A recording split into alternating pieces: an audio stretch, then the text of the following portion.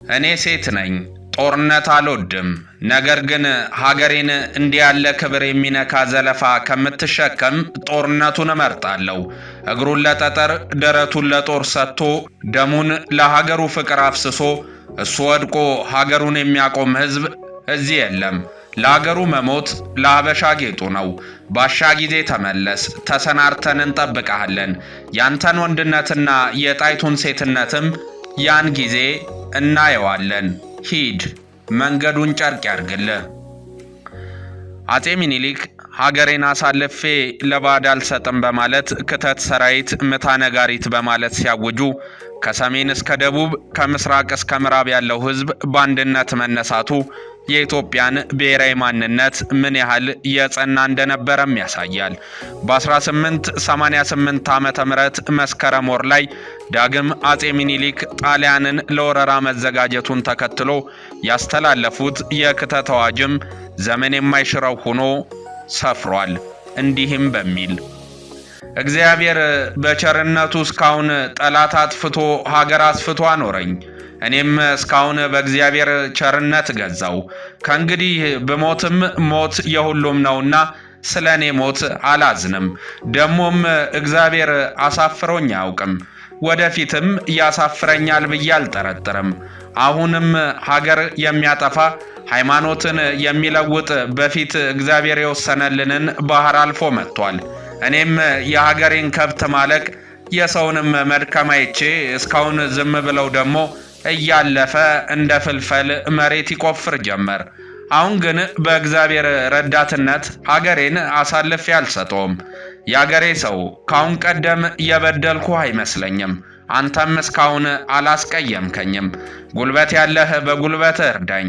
ጉልበት የሌለህ ለልጅህ ለሚስትህ ለሃይማኖትህ ስትል ባዘነህ እርዳኝ ወስልተህ የቀረ ግን ኋላ ትጣላኛለህ አልምርህም ማርያምን ለዚህ አማላጅ የለኝም ዘመቻዬ በጥቅምት ነውና የሸዋ ሰው እስከ ጥቅምት እኩሌታ ወሬሉ ከተተገኝ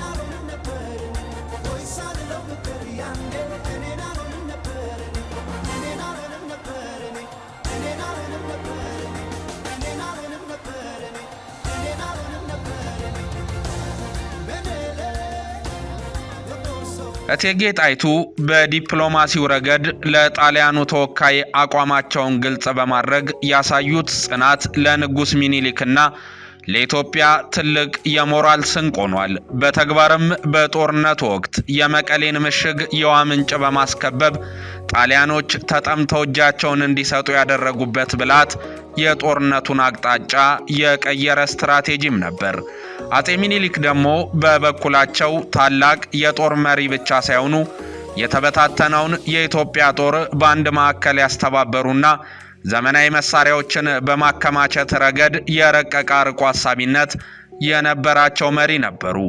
የጀግኖች አርበኞቻችን ተጋድሎ ሲነሳም እንደ ራስ መኮንን፣ ራስ መንገሻ ዮሐንስ፣ ራስ አሉላ አባ ነጋ፣ ደጃዝማች ባልቻ አባ ነፍሶና አባ ጅፋር ያሉ ጀግኖችና እልፍ አላፋት ጀግኖች የፈጸሙት ገድል በደማቅ ቀለም የሚጻፍ ነው። ራስ አሉላ የጣሊያን ፈረሶች ኢትዮጵያ ውስጥ ገብስ አይበሉም በማለት የገለጹት ቁርጠኝነትና የኢትዮጵያ ጦር በባዶ እግሩና በጋሻ ለዘመናዊው የጣሊያን መርፍና ጠመንጃ ሳይንበረከክ የፈጸመው ተጋድሎ አውሮፓውያን ስለ አፍሪካ የነበራቸውን የተሳሳተ አመለካከትም ቀይሮታል። ይህ ድል ለጥቁር ሕዝቦች ሁሉ የስነ ልቦና ነጻነትን ያጎናጸፈ ሲሆን በተለይም በፓን አፍሪካኒዝም እንቅስቃሴ ውስጥ ኢትዮጵያን እንደ ተስፋ ምድር እንድትታይም አድርጓታል። ለዚህ ጦርነት ድል እንደ ባሻ አውሎም ያሉ ጀግኖችም በጣሊያን ጦር ላይ የተዛቡ መረጃዎችን በመስጠት ለጦርነቱ ትልቅ የችቦ ብርሃን የለኮሱም ሆነዋል። የኢትዮጵያ ሰንደቅ ዓላማ አረንጓዴ፣ ቢጫ፣ ቀይ የጀግንነትና የነጻነት ምልክት በመሆኑ ከአፍሪካ ነጻ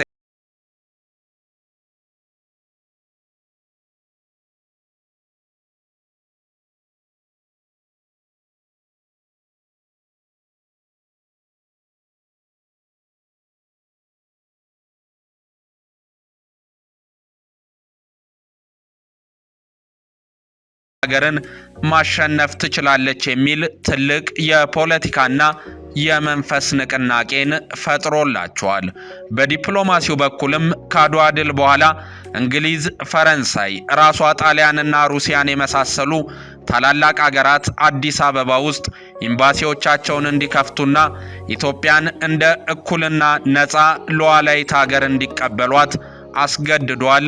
አንጸባራቂው የአድዋ ድል ያልተነገሩ የታሪክ ገጾች ደግሞ የኢትዮጵያ ሴቶች በጦር ሜዳ የነበራቸው ሚና በተለይም ስንቅ በማዘጋጀት ቁስለኛን በመንከባከብና አዝማሪዎች በዜማና ግጥም ወታደሩን በማነቃቃት ያደረጉትን ድጋፍ ያካትታሉ።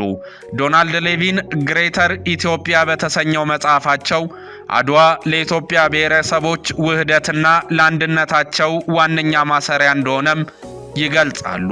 ድሉ ጥቁር ሕዝቦች በታሪክ ሂደት ውስጥ የነበራቸውን የተገፊነት ስሜት አስወግዶ በዓለም መድረክ በኩራት እንዲቆሙ ያደረገ የታሪክ አምድንም አሳይቷል። እዚህ ጋር የአፄ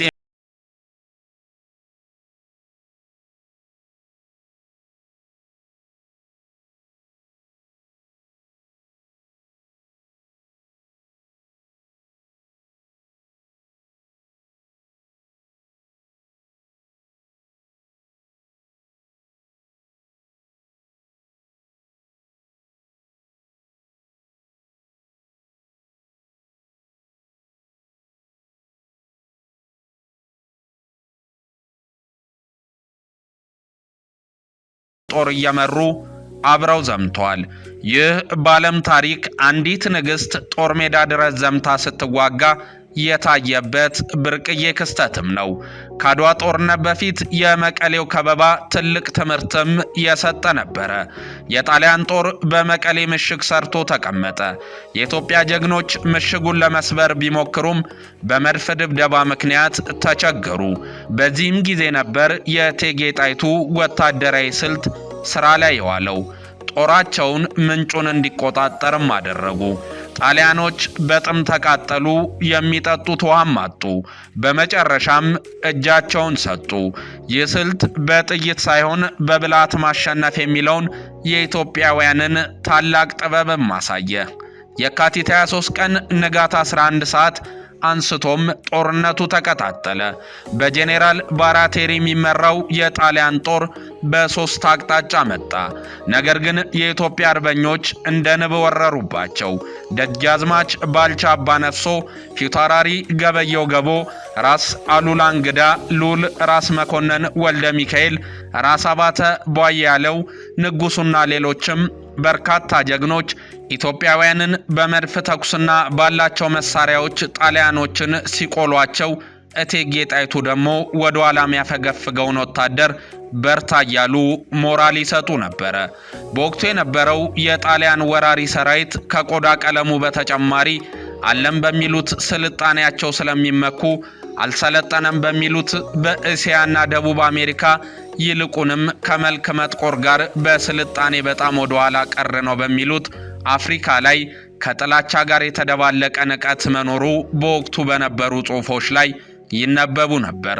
ናቂዎቹ ኢጣሊያኖች የኢትዮጵያን ተወላጆች ሁሉ በጠቅላላው አረመኔዎች እያሉ መጥራትም ያዘወትሩ ነበር። ወደ ቀይ ባህር ጠረፍ ኢትዮጵያ የቅኝ ግዛት ሀገራቸው ለማድረግ የመጡት የኢጣሊያን የሲቪልና የጦር ሹማምንት ከንቀት የተነሳ በቀላሉ የአፄ ሚኒሊክን ጦር አሸንፈው ለኢጣሊያ ቅን ሀገር አውርሰው በመመለስ የሹመት ደረጃና ኒሻን ለመሸለምም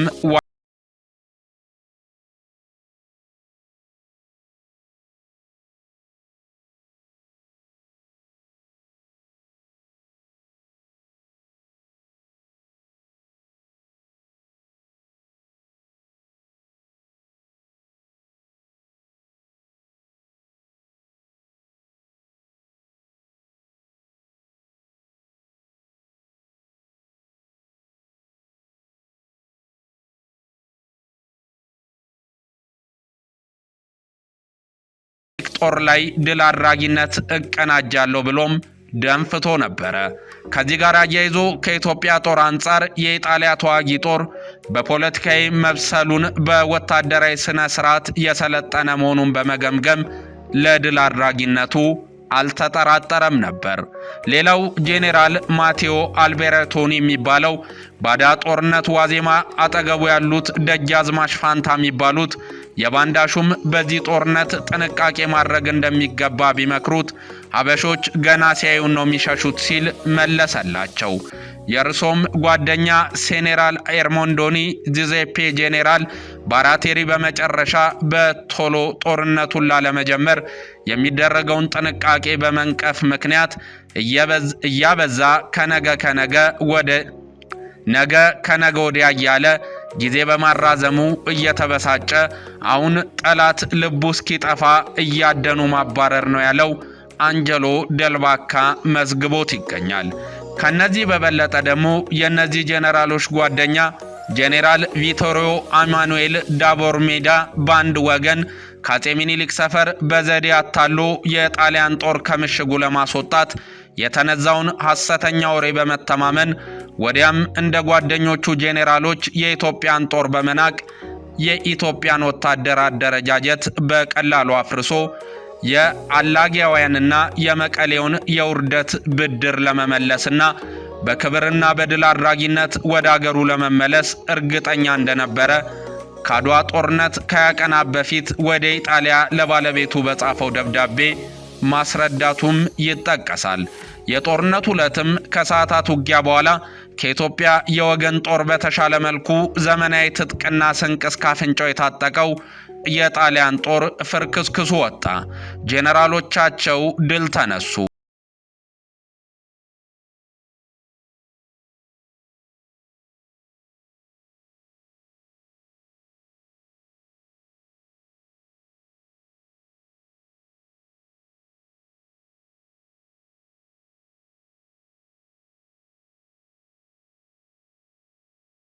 ነው።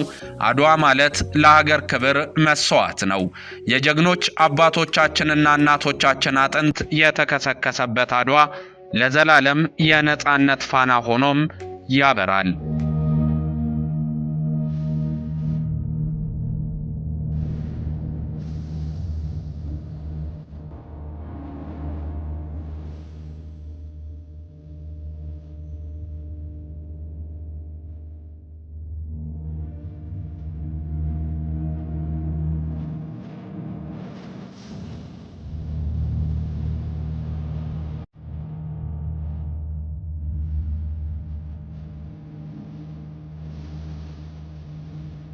የኢትዮጵያ ኦርቶዶክስ ተዋሕዶ ቤተክርስቲያንም በአድዋ ድል የነበራት አስተዋጽኦ ከፍተኛ ነበር።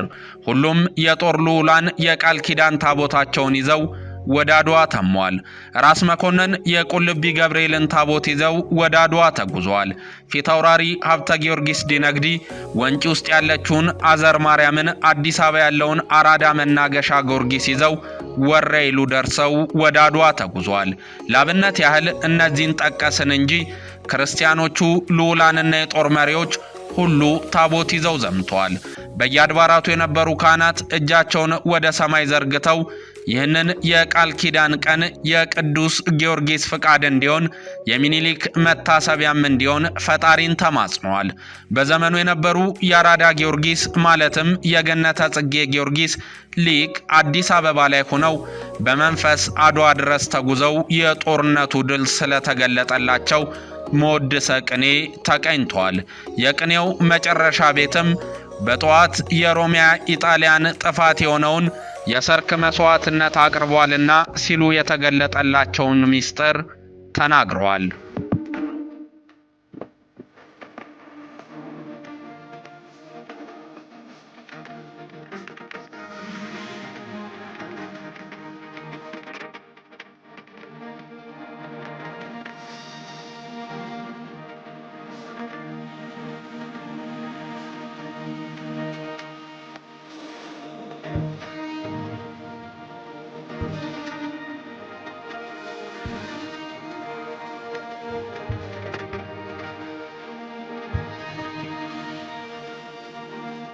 የዚህ ድል ዜማም በዓለም ዙሪያ ሁሉ ከፍ ብሎ ተሰማ። በአውሮፓና በአሜሪካ ያሉ ጋዜጠኞችም ድሉን አስመልክተው በፊት ገጾቻቸው ዘገቡ። ቪቫ ኢትዮጵያ፣ ቪቫ ሚኒሊክ፣ ቪቫ ጣይቱ የሚሉ የድል ብስራቶችና ዜናዎች በመላው ዓለም ናኙ። በአፍሪካ፣ በላቲን አሜሪካ፣ በካሪቢያንና በጃማይካ በአድዋ የድል ስሜትና በኢትዮጵያዊነት የነጻነት ተጋድሎ ስሜት የተረገዙ ንቅናቄዎችም ብቅ ማለት ጀመሩ። በእርግጥም ኔልሰን ማንዴላ በንግግራቸው ለመጥቀስ እንደሞከሩት የአድዋ ድል ለኢትዮጵያዊነት ዝርግፍ ጌጥ፣ የተደነቀ ውበት፣ ሰው የመሆን ክብርና የመንፈስ ልዕልናን ያጎናጸፈ የዘረኝነት እኩይ እሳቤና የቅኝ ግዛት ቀንበርን የሰባበረ አንጸባራቂ ድል ነው። በዚህም ከአድዋ ድል በፊት በነበሩት ዓመታት በርካታ የአውሮፓና የአሜሪካ ጋዜጦች መላው ጥቁር አፍሪካ በአውሮፓ ሙሉ ቁጥጥር ስር ለመሆን መቃረቡን በእርግጠኝነት ይጽፉ ነበር። የአሜሪካው አትላንታ ኮንስቲትዩሽን ጋዜጣ መላው አፍሪካ በአውሮፓ መንግስት የምትጠናቀቅበት ቀን ቀርቧል የሚል ሐሳብ የያዘ ጽሑፍም በወቅቱ አስፍሮ ነበር። የአድዋ ድል ዜና በዓለም በተሰማበት ማግስት ግን ይኸው ጋዜጣ ሚዛናዊ የሆነ ዜናን አውጥቷል። የጣሊያን ክፉ ዕጣ በሚል ርዕስ ያወጣው ጽሑፍ 3000 የጣሊያን ወታደሮች በአቢሲኒያ ሕዝብ መደምሰሳቸውንም አስነብቧል። ጋዜጣው ንጉሱ ሚኒሊክ ከኒኮላስ ሁለተኛ ተመሳሳይ መልክ አላቸው ሲልም በጽሑፉ የንጉሱን ውበት በማድነቅ አስፍሯል። በዚህም በርካታ አውሮፓውያን አዳዲስ የተወለዱ ልጆቻቸውን ሚኒሊክ የሚል ስም ሰጥተዋቸዋል። ከዚህ ባሻገርም ሚኒሊክ ሆቴል ጅቡቲ፣ ሚኒሊክ ጎዳና እንግሊዝ ለንደን፣ ሚኒሊክ ጋዜጣ ብራዚል፣ ሚኒሊክ ሽቶ ደቡብ አፍሪካ፣ ሚኒሊክ ቢራ ቤልጅየም፣ ሚኒሊክ ቸኮሌት ፈረንሳይ የተሰኙ ድርጅቶችም ከብዙ በጥቂቱ ተሰይመዋል። እኛም በኢትዮጵያና በመላው የዓለም ማዕዘናት ለምትገኙ ኢትዮጵያውያንና ትውልደ ኢትዮጵያውያን እንኳን ለ130ኛው የአድዋ ድል መታሰቢያ በዓል አደረሳችሁ እንላለን። መልካም በዓል ተመኘን።